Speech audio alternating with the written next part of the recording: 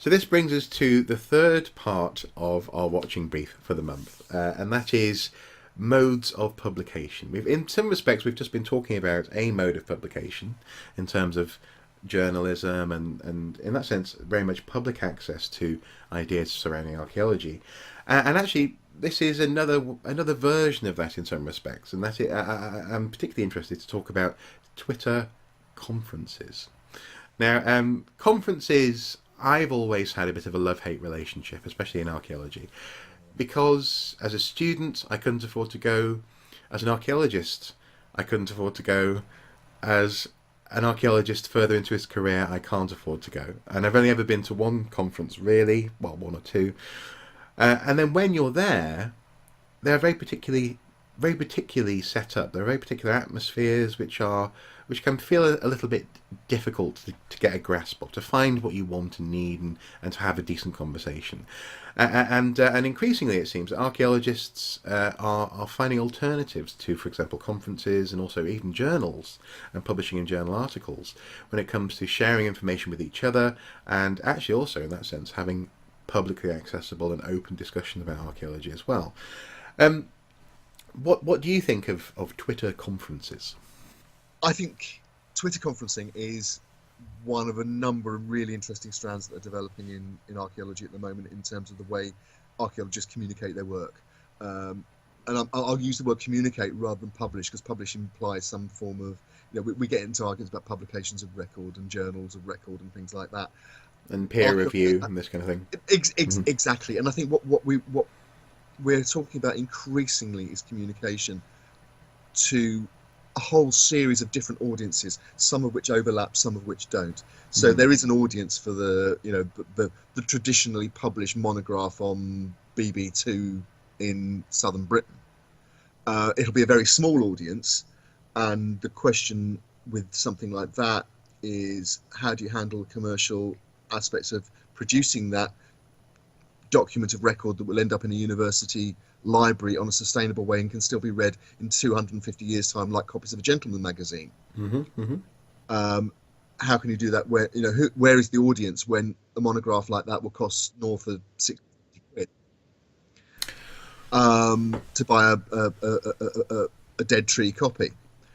But also, actually, on the other side of that, in terms of the economy of these things, arguably there is a sort of a surface level value and economy being expressed in traditional modes of communication. Now, I'm choosing my words very carefully there, but largely because, for example, very few speakers at conferences get paid to do it.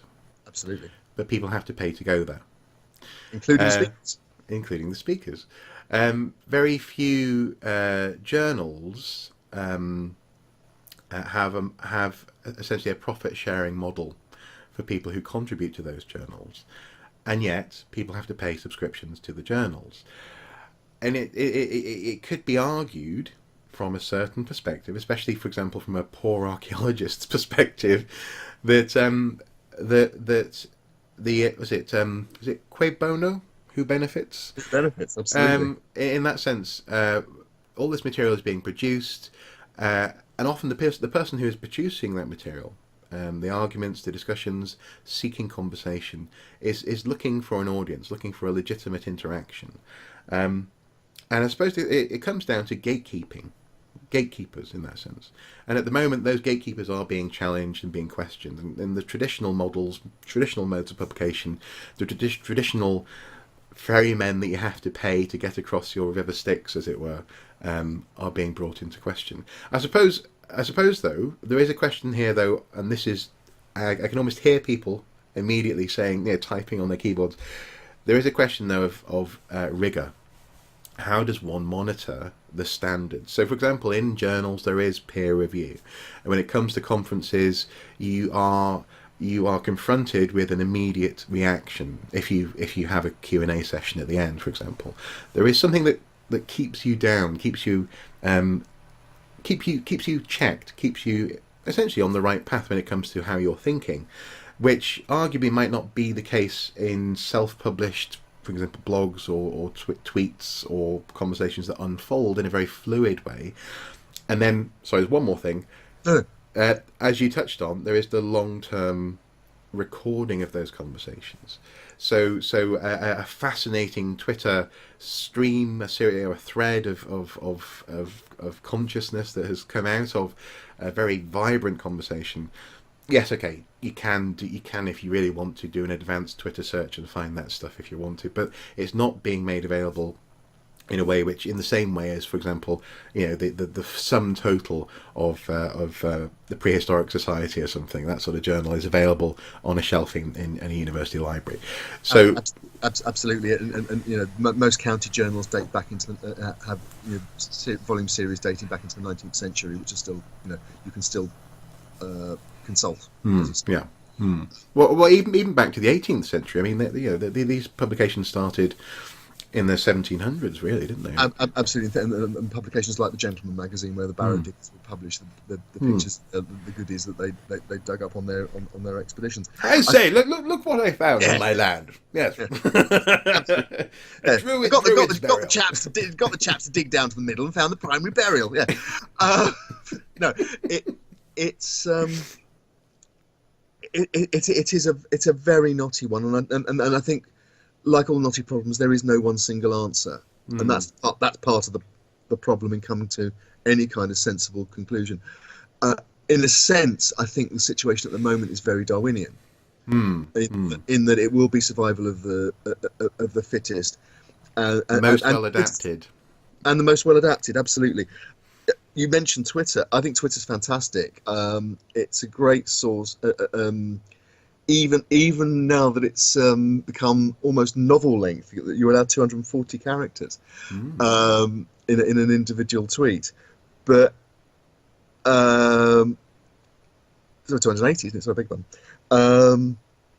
But Twitter might be last year's at but one in a couple of years' time, and there'll be something else. So, how do you curate something which is? We've already. What was it MySpace, or one of the original attempt to do a Facebook? I can't remember that exactly. I can't remember what it was. It's gone. Well, I think MySpace. I think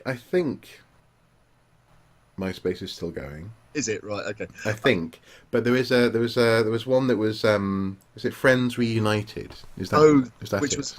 which was sold for millions to ITV. Yeah.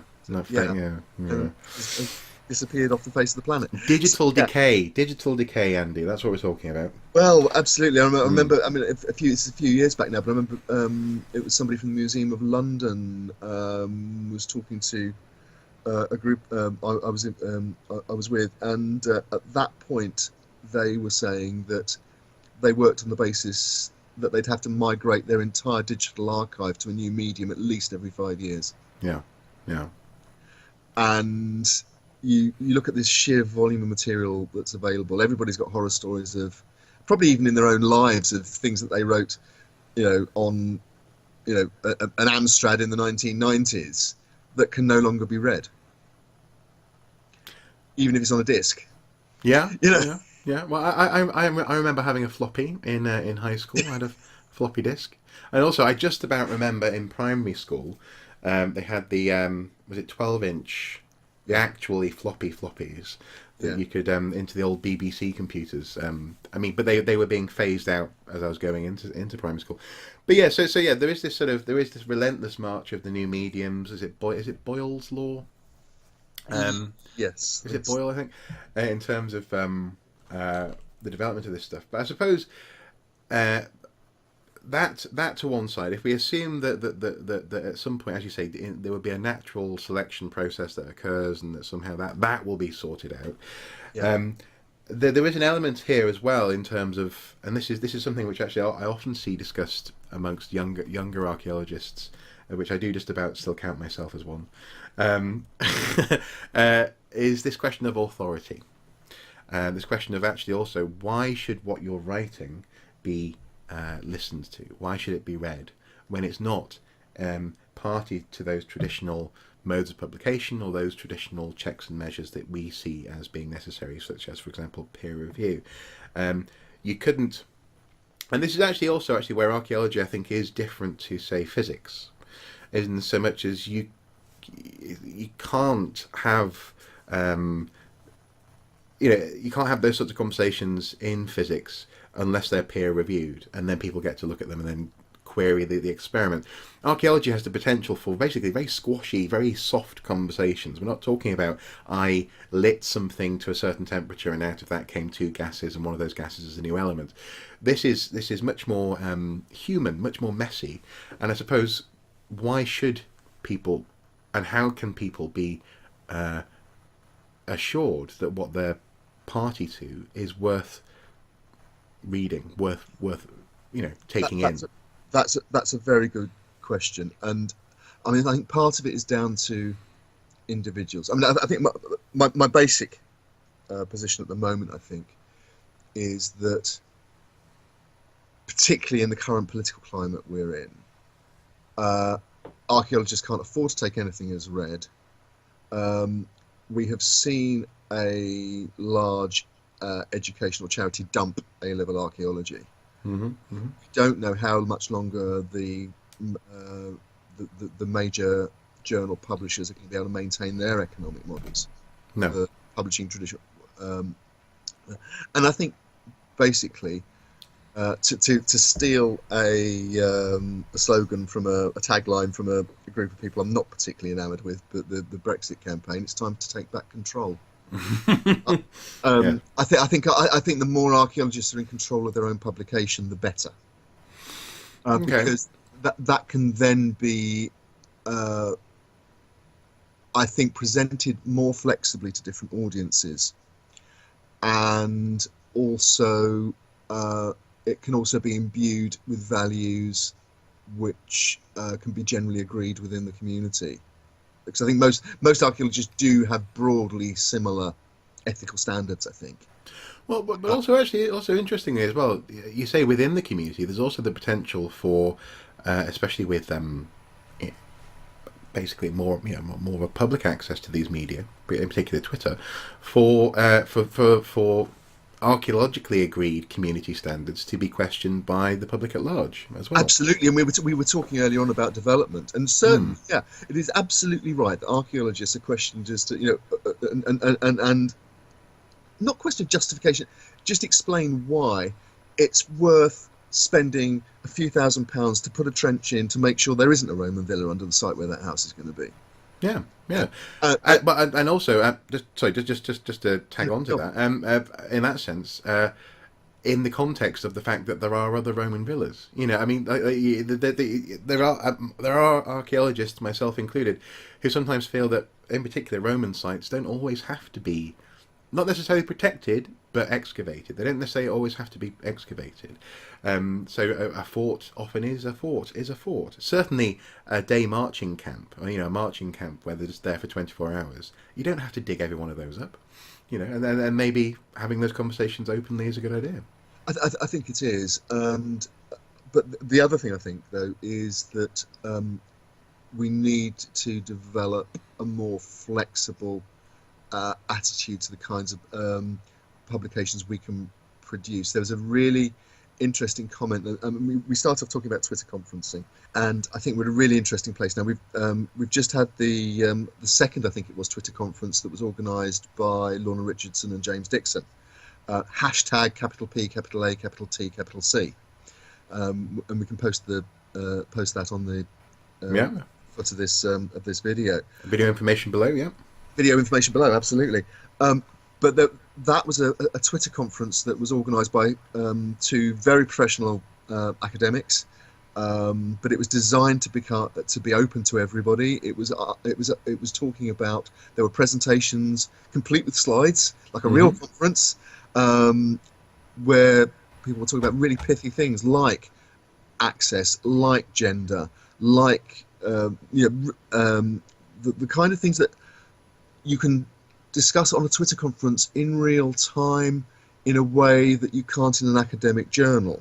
When the lead time on an article in an academic journal can be measured in years. Here's something you can talk about in moments.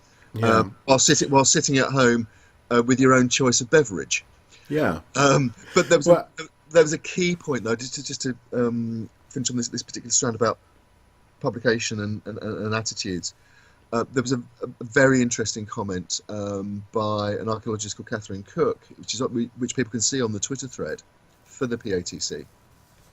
And she wrote, "What if archaeologists were trained as activists, artists and storytellers just as they're trained to be scientists and researchers? Would we still do archaeology in the same way, and would our classrooms be more equitable?" I think she's absolutely right. One of the things that's driven me in my career, such as it is in archaeology, is that yes, we're academics. Yes, we have to work with scientific rigour. Yes, we have to be able to demonstrate chains of evidence. That's key. It's all about evidence. But also we're storytellers. And the people, and most people are really interested in the broad stories we can tell. In that context, it's really important to understand the place of, I'm always on about BB2. I'm a Romanist, so Roman pottery is something you have to take notice of and know a bit about. But in the wider story, sorry. the wider story is about how that particular Roman site sat in relation to the pre-Roman site that was on the same area, and the early medieval village that came afterwards, and the World War II stop line, and the people who live there now. It's we're telling stories within a continuum. People really care about where they come from. Yes, no, absolutely, and actually, it is interesting, is it not, that I just assumed. Or rather, I'm starting to understand that lots of archaeologists have not had that understanding of what they do previously. It's an alien concept to me that somehow archaeologists are not storytellers, or that archaeologists can exist in a scientific silo. So there's lots of good that can come out of these sort of conversations, and I'm intrigued to see where they go in the future. But also there are obviously questions to be answered as well in terms of storage, authority, checks and balances, and this kind of thing. But yeah, again, something else to keep an eye on, I think. I think so. It's going to be interesting times. Definitely.